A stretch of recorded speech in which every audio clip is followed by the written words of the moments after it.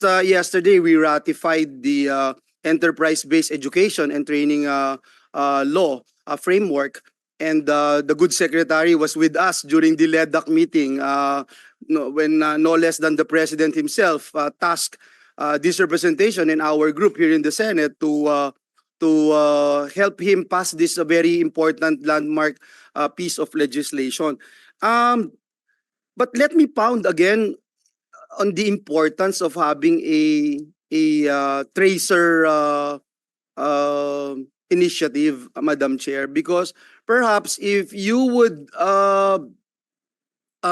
assess and criticize K-12 and the programs that the education sector is currently implementing, it would be unfair if you don't have this tracer analysis, Madam Chair. So let me say this na kailangan po ito, importante po ito para mas maging tayong lahat po dito, no? Not just us being education commissioners but as members of the Senate. Ang discussions lagi dito sa Senado, hindi yung kung anong impormasyon na yung narinig mo sa kalye. Talagang importante yung may pinanggagalingan, may basehan. And having said that, despite the fact that it is important to have certifying body or free certification, hindi po tayo dapat tumigil dun eh. Bakit? Kasi ang isa sa mga nagiging dahilan bakit hindi nai-employ yung kumukuha ng and I'm only talking about the TVL track. Kasi yung kinukuha niyang course na TechVoc track ay kung ano lang yung available dun sa kanyang lugar. Kung ano lang yung merong available na guro, kung ano lang yung, sino lang yung may available assessor. So, can you imagine, Madam Chair, if you are implementing a TVET program, a TechVoc program, in one particular area, na nag-produce ka na ng maraming masahista na lang, and I have nothing against massage therapists. In fact, fan ako ng mga ang hirap maghanap ng massage therapist na magaling, no? At talagang tinatanong mo muna, test the certified ka ba? Pag nag-produce na ganon sa isang kalye, for instance, 20 na sa isang kalye yung massage therapist. Paano pang ma-hire as massage therapist yung another pang 21st na estudyante na massage therapist? I think you get my point, Madam Chair. So it's really important we have a tracer study and at the same time assessment, no, with our TVET track.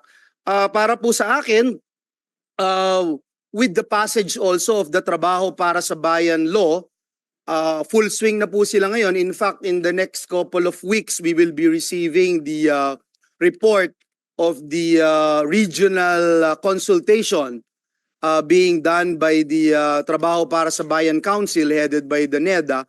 Makikita na po doon yung mga industries, makikita na doon yung mga emerging industries. And so perhaps that's a good way of looking at our TVL track kung meron po doon. No? And I just wanted to put this on record. In 2018, ang PIDS, Philippine Institute for Development Studies, interviews with human resource management officers revealed that 24 out of 26 firms are willing to hire senior high school graduates.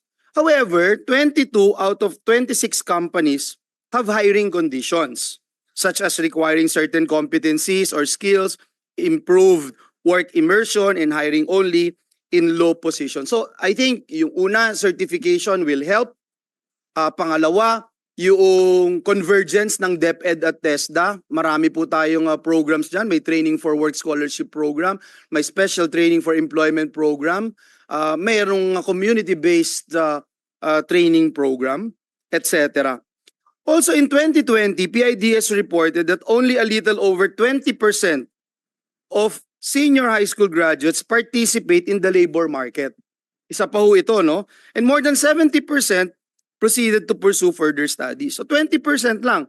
And yet, again, the critics would always say, oh, hindi na i-employ, no? But K-12 graduates, sabi nung ilan naman, in terms of labor force participation, employment, and underemployment rates, pasok doon sa poor outcomes.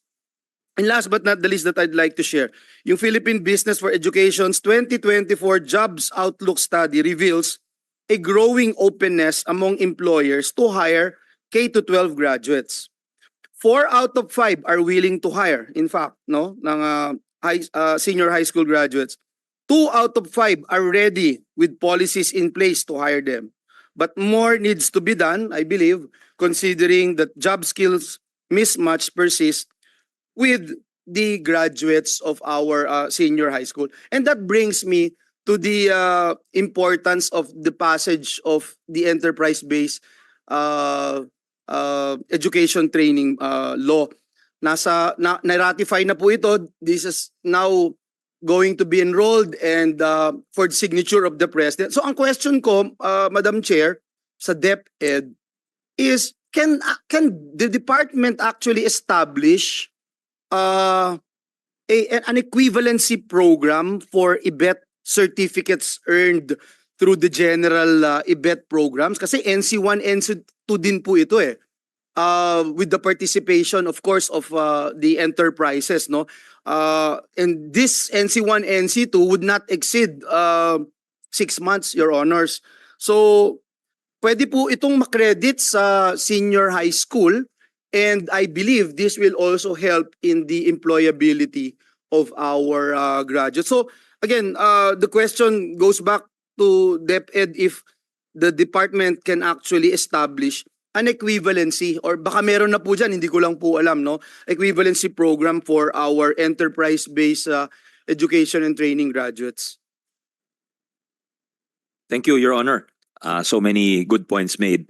I hope to address all of them, or at least most of them. First of all, we thank Senator Joel, Madam Chair, for both the Trabaho para sa Bayan and the IBET law, because ito talagang inaantay at I remember that LEDAC meeting where ang reaction pa nga ni President, wala pa bang ganyan, di ba? Sabi niya, wala pa bang ganyan? So that led to the passage of the Trabaho para sa Bayan in a matter of months. And the IBET, I'm very happy to hear that it has moved very quickly, because for a while it wasn't moving, and then suddenly, just like that, now it's going to be about to become a law. So I'm very, very happy and thank. Because I'm no longer the majority leader. I don't give way anymore.